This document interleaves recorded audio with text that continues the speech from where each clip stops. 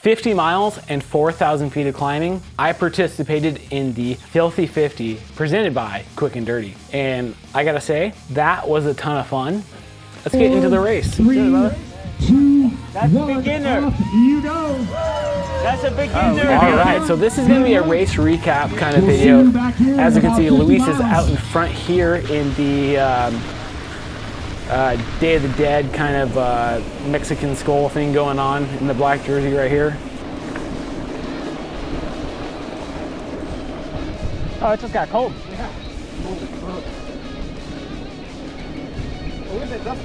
It was really cold that race. Bad. It started at about 45, 50 degrees, and that's pretty cold for me. I ended up getting stuck behind this guy for a little bit. It was kind of annoying because I was trying to get back up towards with Luis. He had actually gotten ahead of me and was making some time. So once we got to the road, I was able to get by a few of these people here. Eventually make my way back up to Luis.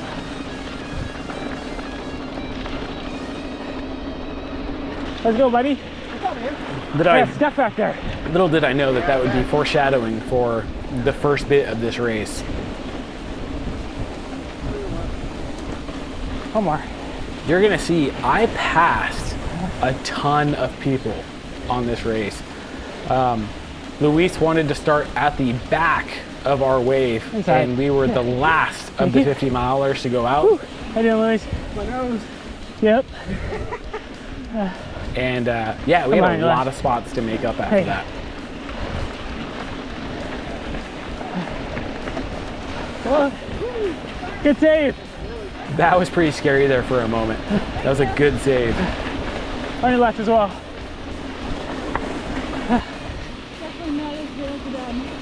Oh, you're fine. You're killing it. Woo. So coming into this race, I wanted to really push myself. When I went and did the Grizzly 100, I went into that with just the mentality of surviving. I wanted to finish a race. That was my goal.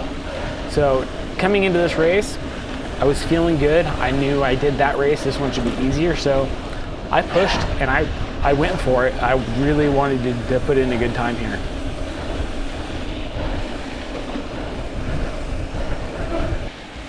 I definitely feel like I lost a bit of time on the downhill here. This is one spot where I probably could have made a lot of time on people, but you know, just getting stuck behind some slow riders, and that's okay. It is what it is. Next time we'll start more towards the front, and we'll do better.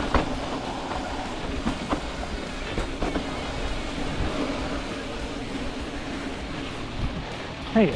Unfortunately, I was hitting the actual button to start recording to kind of help try to save some battery life. That way it would auto turn off when I'm not using it. Unfortunately, I got out of sequence and ended up recording a lot of the stuff I didn't want to record and missed out on a lot of the good downhills.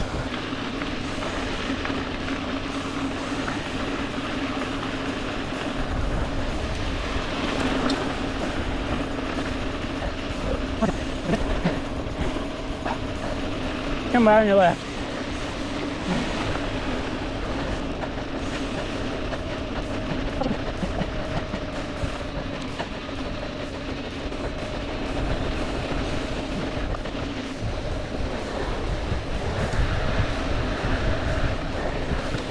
You know, at this point, I had no idea where Luis was. That last time I saw him was the last time I saw him. It took some time, about 20 to 25 miles in before I saw him again.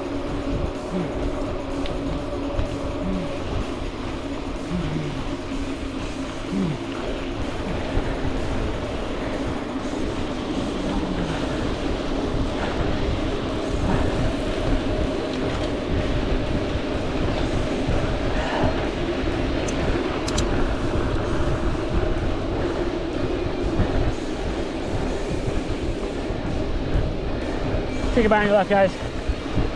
At this point in, we're probably, I don't know, about 10 miles in, and I'm still feeling great. As you can see, I'm coming up on people and passing them left and right. That was a big motivator, to be honest. I feel pretty good, actually. I've been going hard for 45 minutes. Passed a ton of people. Hopefully I can sustain this. I really don't know. Never tried. Almost 9 miles in and moving. 17.5 miles per hour on these flats. That's freaking hauling. Wonder what happened to Luis. Sure he's back there somewhere. The course was fairly well marked. There were some spots where I was a little unsure about where to actually go.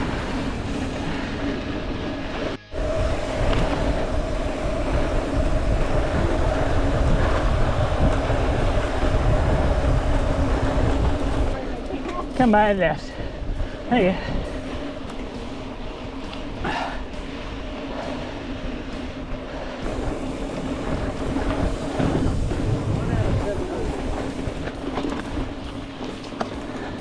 So right before this climb, some dude had said, "Hey, you're first," when she was talking to the kid in front of me, "and you're second." And I had no idea if that was even remotely possible.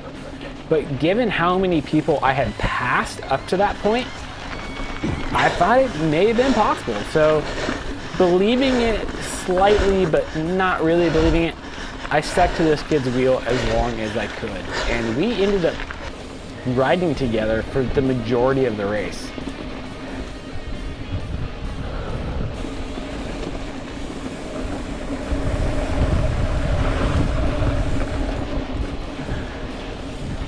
More on your left.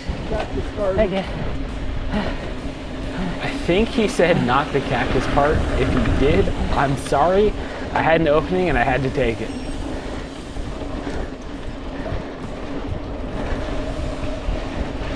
So nutrition is really big on races like this, and I kind of went with the same mentality of what I did on the Grizzly 100, but actually properly executing it.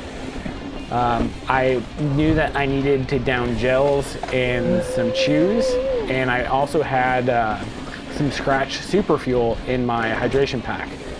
And even at the normal ratio, drinking that much of it, it still wrecked my gut at a certain point. Actually, I wouldn't say wrecked it. It definitely disturbed my gut, and I did end up having a hard time getting food down again. Kind of survived on gels to a certain point, and I tried to have some chews and I just couldn't do it. And I think a big part of that is when you drink so much of the Scratch Super Fuel, it just dehydrates your mouth, and just like, you just are craving regular water at that point.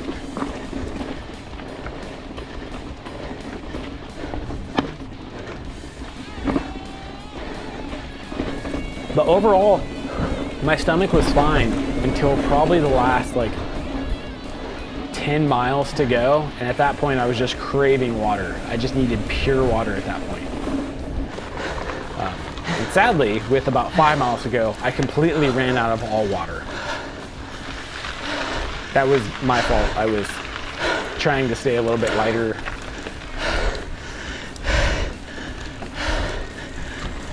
At this point, this is actually about where Luis pops up next to me and goes, "Hey buddy, how you doing?" And I had no idea he was behind me so close for the majority of the first half of the ride. That hurt. Okay. Recover. Time to recover. This downhill was super fun. It's definitely some double track, but the speeds were up there, and you still need to be a little bit more aware, because if you crash, it would definitely hurt.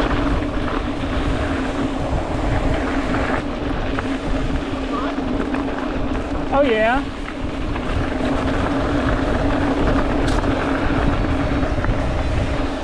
Real quick, what do you think of the new background? It's a big change from what I had previously. Let me know down in the comments below.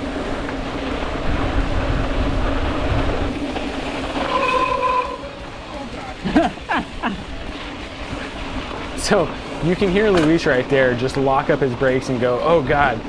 That's because he was running Kinda Sabertooth tires. They're super slick, and there's no grip on those things. So when he tried to stop, he just slid, basically. You know, overall, we couldn't have asked for any better weather. I think it was 70s for the most part of the ride. Towards the end, it did peak out at about 85, I think.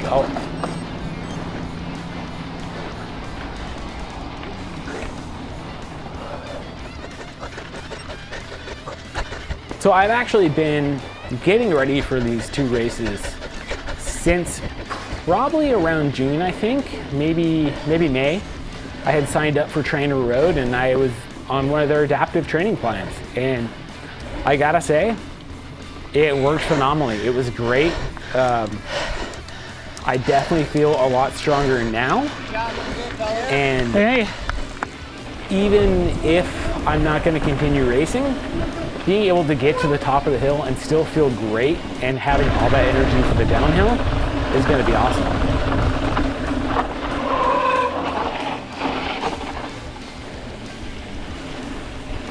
Where'd you go, At this point, I lost Luis. I have no idea where he went. I looked back and I couldn't see him.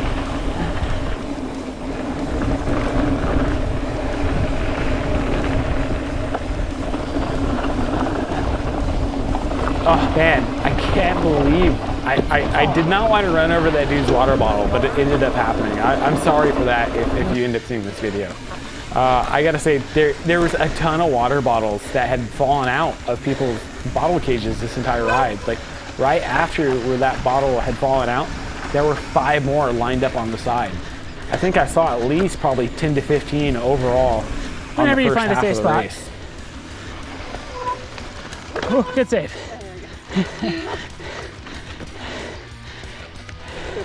Hey.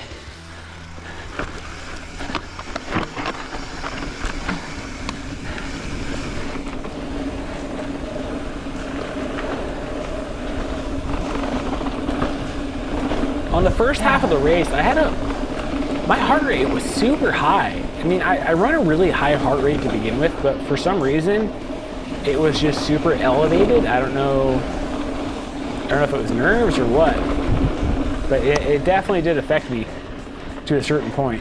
Hike a bike. And this hike a bike right here sucked. It was awful. If you can't tell, look at the people ahead of me trying to walk up it. It's just that steep. And then of course, right after that, you have this super steep climb. For comparison's sake, I'm in Eagle on a 50 tooth cassette, and I have a 34 tooth oval chainring, and I'm just grinding away at this climb.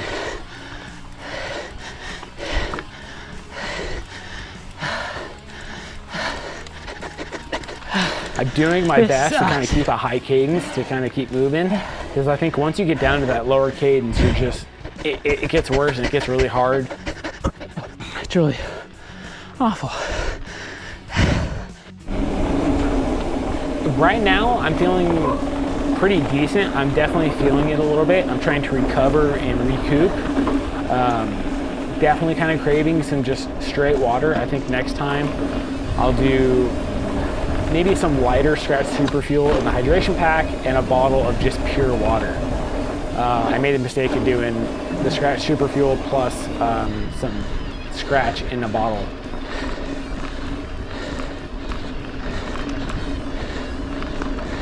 Now you may be wondering why I was using Scratch and not Noon. I haven't been able to get a hold of any Noon. They've been out of stock for the most part, and most of the stuff they carry, it doesn't have enough carbs and calories for races like this.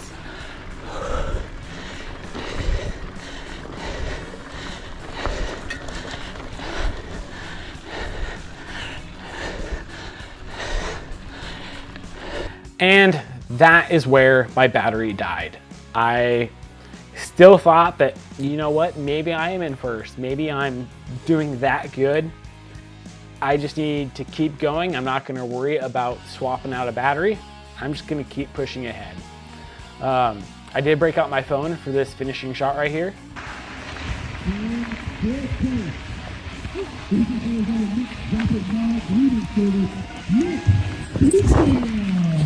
So, looking at Strava, the total ride by the numbers is 52.98 miles, so basically 53 miles, 4,091 feet of climbing. I burned 3,234 calories. That's a lot.